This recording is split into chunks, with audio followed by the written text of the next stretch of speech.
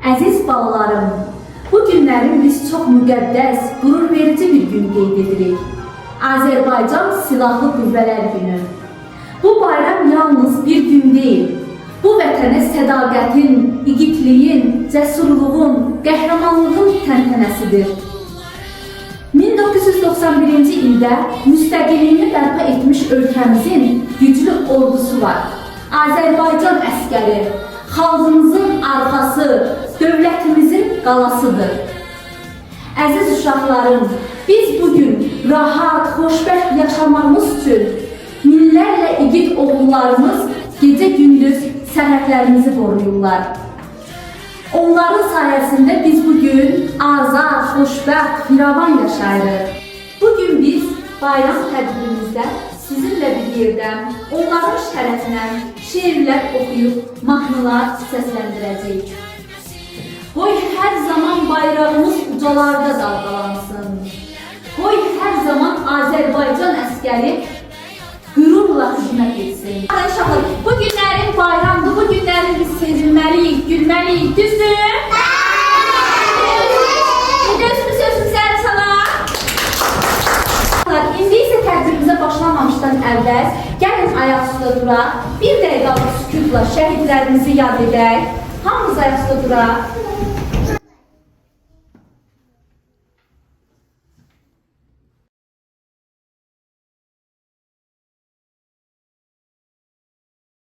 Azərbaycan himnimizi səsləndirək, uşaqlar, əllərimizi ürəyimizin üstə qoyuruq. Himnimizi.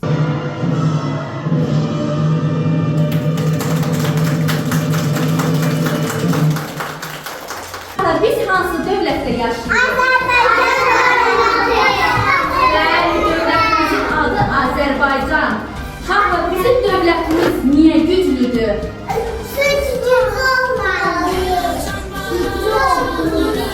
Ay sağ ol, çünkü bizim güçlü ordumuz var. Sonra güçlü prezidentimiz var. Bizim kimler koruyor? Düzdür, əsgərlərimiz bizi koruyurlar. Bəs ya uşaqlar, əsgərlərimiz hansı parka geyinirlər, nə parka geyinirlər? Düzdür, hərbi forma geyinirlər. Hal-hazırda sizlər üstünüzdə hərbi forma var, düzdür? Bu formanı geyinəndə uşaqlar, siz qürurlu olmalısınız, formanı qürurla daşımalısınız, düzdür? Onu da qeyd etmək istəyirəm ki, qrupumuzda vətənimizi qoruyan igidlərimizin evlatları var. Kapitan Nəcəfli Kamran qızı Nəcəfli Ayan öz atasına ürək sözlərini demək istəyir. Buyur Ayan. Mən Nəcəfli Ayan, kapitan Nəcəfli Kamranın qızı. Buradan atama demək istəyirəm. Təkcə mən atam yox, anne vətənimizi qorxusuza, sarın əskər formasında duruşur, gümüş adamlardan bayrağımıza baxışır. Hər zaman bizim üçün güc və tərəf olur. Mən sənin gülməz, vətənə sərdəyəydi. Şərəfli bir insan evladı olduğum üçün gürür duyuram.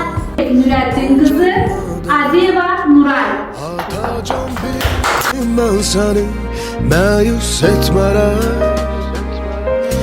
Bil ki mən səni Mirzəyev Nurani. Onun evladı Mirzəyeva İncini dəvət edir. Atama səni çox sevirəm. Gizir Süleymanlı Naim. Oğlu Süleymanlı Özgür'ü dəvət edir.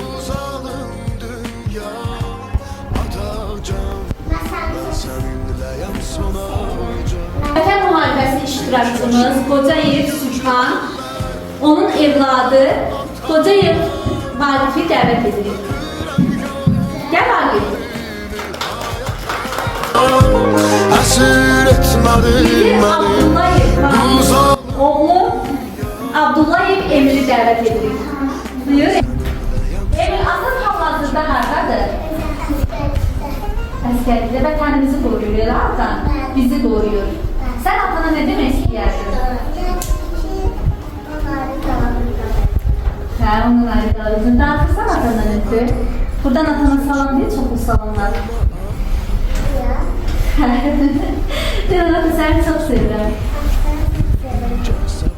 Nasıl Azerbaycan yaşasın. Arabada dolar. Ay sağ ol.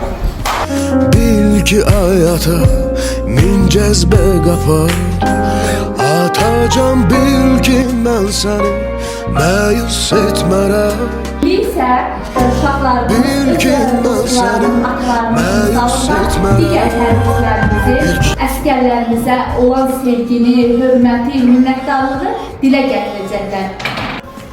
Əziz Azərbaycan əskəri, biz səni sevirik. Sən bizim qəhrəmanımızsan. Sən bizi qoruyursan. Biz səninlə fəxr edirik. Biz də böyüyəndə sən kimi igid olacaq.